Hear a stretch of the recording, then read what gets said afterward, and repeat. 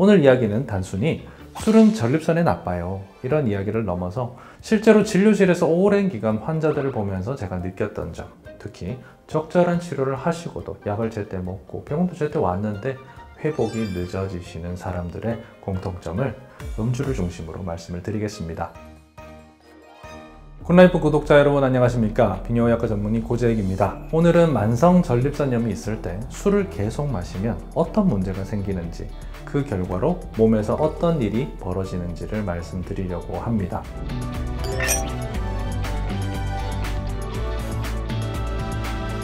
만성 전립선염의 치료는 생각보다 깁니다. 일주일 정도면 대부분 회복할 수 있는 방광염과 달리 만성 전립선염은 짧으면 2주, 길면 2달, 3달, 심한 경우에는 그 이상을 치료를 해도 만족스럽지 못할 만큼 긴 치료 기간을 필요로 합니다. 이는 만성 전립선염이 세균이라는 정해진 적이 아니라 생활 속에 염증을 일으킬 만한 다양한 습관들의 영향을 받기 때문입니다. 증상을 일으키는 원인이 다양해서 특정할 수가 없고 치료 기간이 만만치 않게 길어지면 당연히 술을 좋아하는 사람들은 치료 기간 도중에 술 한 잔이 생각나게 마련입니다. 문제는 그 술이 당연히 한 잔으로 끝나지 않는다는 점이죠. 게다가 술과 함께 먹은 음식들이 수면의 품질을 망가뜨려서 몸이 회복할 시간을 아예 없애버리는 문제까지 일어납니다. 전립선염에 미치는 술의 영향을 논하기 전에 이 질병의 특징을 한번 짚고 넘어가겠습니다. 전립선염이라고 하면 보통은 세균 감염을 먼저 떠올리실 텐데요. 전립선만큼은 그렇지가 않습니다. 전체 전립선염 환자 중에서 세균이 실제로 원인이 되는 경우는 약 5에서 10%에 불과합니다. 나머지 대부분의 경우는 만성 비세균성 전립선염 또는 만성 골반통 증후군이라고 부르는 그런 상태입니다. 이러한 전립선염은 단순히 감기처럼 세균을 없애면 해결되는 그런 병이 아닙니다. 의학에서 증후군이라는 꼬리표는 여러 질병들 중에서 원인을 명확히 알 수 없는 그런 질환들이 종종 사용됩니다. 만성 골반통 증후군도 그렇습니다. 이름 그대로 골반 속의 통증이 이유도 모르게 발생해서 만성적으로 사람을 괴롭히는 질환, 그것이 바로 만성 전립선염인 것입니다.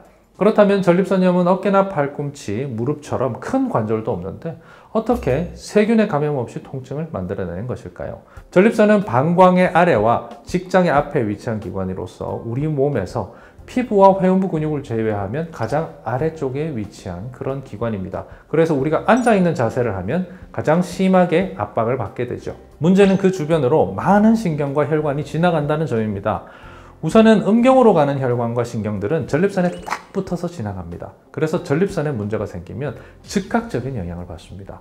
고환이나 음낭으로 내려가는 신경의 일부도 간접적으로 전립선 주변 상황에 영향을 받습니다. 그런 이유로 전립선염이 심해지면 그런 감각이 음낭 쪽으로 타고 들어가기도 합니다. 그래서 전립선에 염증이 생기면 발기력이 떨어지거나 조루증이 생기거나 갑자기 툭툭 발생하는 고환 통증이 느껴지는 것입니다. 게다가 전립선은 배뇨와 사정을 동시에 총괄하는 기관입니다.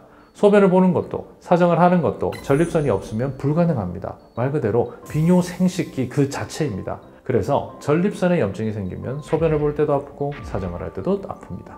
전립선염에 의한 이런 통증은 그 자체에서도 발생할 수 있지만 주변 기관에도 영향을 줍니다. 앞서 설명드린 것처럼 음경과 고환 등 회음부에 다양한 기관들로 향하는 신경들이 전립선 주변으로 지나갑니다. 그래서 만성적인 전립선염은 주변 신경, 혈관계에 불특정한 영향을 미쳐서 신경회로 자체를 민감하게 만들죠. 그래서 전립선염의 증상은 하나로 설명할 수 없고요. 모호하고요. 계속 변화하고요. 애매한 것입니다. 이런 상태에서 술을 마신다? 그건 불에 기름을 끼얹는 것과 마찬가지의 행동입니다. 술은 혈관을 확장시키고요. 신경을 더 자극하는 특징이 있기 때문입니다. 몸이 건강할 때 마신 술은 사실 큰 문제를 일으키지 않습니다. 하지만 염증이나 상처가 있을 때 마신 술은 여러 가지 문제를 일으킵니다. 피부에 상처가 없을 때 알코올을 한번 발라보십시오. 아무런 통증이 느껴지지 않죠. 심지어 시원합니다. 하지만 피부에 상처가 있는 곳에 알코올을 발라보세요. 타는 듯한 통증이 느껴지죠. 왜 그럴까요? 피부에 상처와 감염으로 인해서 그 부위에 신경이 노출되고 예민해졌기 때문이죠. 전립선염을 자주 앓는 분들은 술을 마신 다음 날 회음부나 하복부가 찌릿하거나 묵직한 느낌을 자주 받게 됩니다. 그건 단순히 숙취로 몸이 무거워진 게 아니라요.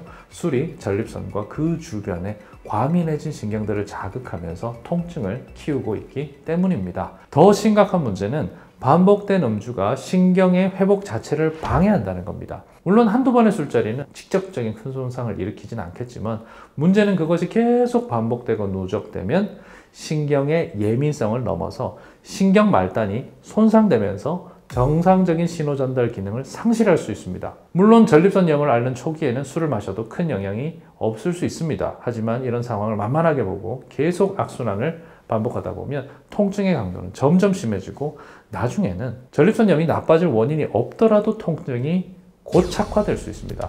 술과 전립선염이라고 이야기를 하면 제가 늘 기억이 나는 한 환자분이 있습니다. 30대 후반의 직장인이셨는데요.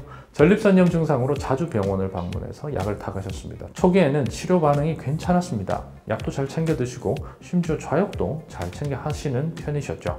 하지만 운전을 많이 하는 데다가 사무가 시작되면 긴 시간 자리에서 앉아있는 그런 직장을 다니셔서 늘 전립선염이 재발하는 양상을 보였습니다. 게다가 그분 주변에는 술이라는 본병이 있었습니다. 업무상 술자리도 잦았고 스트레스를 술로 푸는 습관이 강했어요. 치료 초기에는 나름 긴장도 하고 치료에 진심을 보였는데 상황이 계속 반복되니까 어느새 약물 치료 중에 술을 마시는 일이 일상이 되어버렸습니다. 술을 마시면 안 됩니다. 이렇게 설명을 드리면 술을 안 마시면 오히려 힘들어요. 이런 이야기까지 하기 시작하셨죠. 그렇게 음주 증상의 악화, 이것을 반복하기를 2년에서 3년. 결국은 술로 인해 간 수치가 점점 올라가기 시작하고 전립선염 약을 계속 먹다 보니 신장 수치도 조금씩 나빠지기 시작했습니다.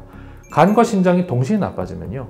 간으로 해독되는 약, 신장으로 해독되는 약, 그 둘 중에 어느 것도 사용하기가 어려워집니다. 마땅히 잘 듣는 약이 사라지는 상태가 되는 겁니다. 게다가 전립선 부위의 통증이 더 넓게 퍼지고 만성화되기 시작했어요. 약을 1, 2주만 써도 싹 수그러지던 통증이 두세 달을 먹어야 조금씩 나아지는 그런 상태가 되어버렸습니다. 그제서야 이 환자분은 본격적으로 술을 끊고 유산소 운동을 시작하고 좌욕도 매일 하기 시작했습니다. 정말 완벽하게 생활을 바꾸었습니다. 그만큼 그분은 괴로웠어요. 그런데도 증상이 완전히 나아지지도 않았습니다. 바로 나아지지도 않았습니다. 약간은 호전되긴 했지만 아예 사라지지 않아서 그때부터 환자가 늘 초조해하기 시작했습니다. 이런 상태로 평생을 살아야 된다라고 생각하니까 너무 두려웠던 거죠. 그런데 이렇게 철저하게 노력했는데 이분의 전립선염이 왜 바로 나아지지 않았을까요? 그건 그분의 감각신경이 이미 상해버렸기 때문입니다. 통증을 계속 느끼는 그런 상태로 바뀌어버린 거죠. 의학적으로는 신경 말단이 변성됐다 또는 통증 신호가 고착됐다 라고 표현을 합니다. 전립선은 마치 교차로의 로타리와 같습니다. 제가 전립선염이 만들어내는 다양한 악영향을 설명할 때 주로 드는 비유입니다. 우리 몸 안에는 음경으로 가는 발기신호, 골반으로 가는 감각신호, 배뇨를 조절하는 자율신경 등 여러 신경들이 모이고 지나가는 중요한 신경교차로가 바로 전립선입니다. 그런데 이 전립선 로터리에 불이 났다고 한번 생각해 보세요. 신경신호라는 차들이 로터리 주변으로 슝슝 달리고 있는데 그쪽으로 불똥이 막 튀고 건물이 막 무너져서 일부 도로를 덮었다고 생각해 보세요. 당연히 도로가 막히고 차들이 통과하지 못하게 됩니다. 이게 바로 염증과 통증이 신경 전달을 방해하는 방식입니다. 그런데 이 상태가 오래 지속되면 어떨까요? 도로 자체가 아예 망가져 버리겠죠. 큰 불을 나중에 잡아줘도 아스팔트는 패여 있고 도로 자체가 손상돼서 차가 바로 다닐 수 없는 상태가 되는 겁니다. 오랜 시간 술로 악화시킨 전립선염이 지극한 정성으로 치료해도 빨리 나아지지 않는 원리입니다. 문제는 이렇게 만들어지는 문제가 통증에 국한되지 않는다는 겁니다. 이 로터리를 지나가는 또 하나의 중요한 신호가 바로 발기신호입니다. 그래서 만성 전립선염 환자는 발기력 저하를 호소하는 경우가 적지 않습니다. 음경으로 가는 발기신호는 전립선을 감싸듯이 밀착해서 지나갑니다. 전립선에 염증이 생기면 발기신호 전달에 즉각적인 문제가 생기죠. 게다가 전립선염은 심리적인 이상도 같이 만들어냅니다. 만성적인 통증이나 성기 주변 불편감은 성생활 자체에 대한 불안감을 키우게 되죠. 이렇게 만들어진 불안감은 당연히 심리적인 발기장애로 다시 이어질 수 있습니다. 전립선염은 이렇게 염증으로 인한 통증, 성기능 장애, 심리적인 장애, 이 모든 걸 만들어낼 수 있는 겁니다. 다행스럽게도 앞서 말씀드린 그 환자분, 시간은 오래 걸렸지만 결국은 많이 회복하셨습니다. 술을 완전히 끊고 규칙적인 생활을 하시고 무엇보다도 자기 상태를 이해하고 조절할 줄 알게 되면서 한 6개월이 지나서부터 조금씩 나아지기 시작해서 지금은 삶의 질이 많이 좋아지셨어요. 물론 증상이 하루아침에 사라진 건 아닙니다.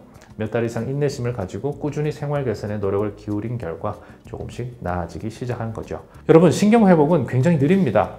그리고 신경은 아픈 상태에서 계속 반복적으로 괴롭히면 그 자극이 고착화되어 버려서 나중에는 원인이 없어도, 자극이 없어도 통증을 만들어낼 수 있습니다. 작동하지 못하게 되는 게 아니라 이상하게 작동할 수도 있는 겁니다.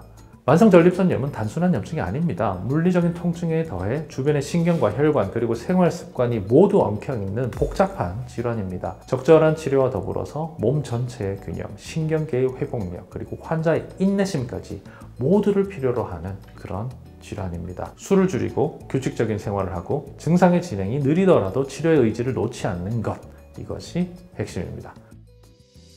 아쉽게도 이 질환의 치료에 지름길은 없습니다. 하지만 방향만 정확하면 좋아질 수 있습니다.